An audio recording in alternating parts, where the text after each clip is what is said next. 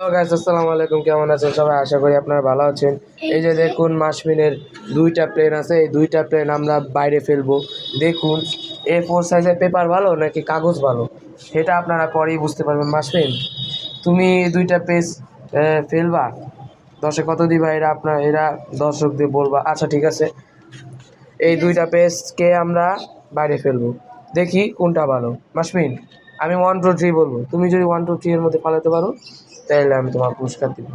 আগে কাগজটা ফালাও, প্রথমে কাগজ। সাবধানে রাখো, নয় পড়ে যাবে। ঠিক আছে? পড়ে যাবো, হ্যাঁ পড়ে যাবো। আচ্ছা আচ্ছা, এ4 সাইজ। 1 2 3, let's go.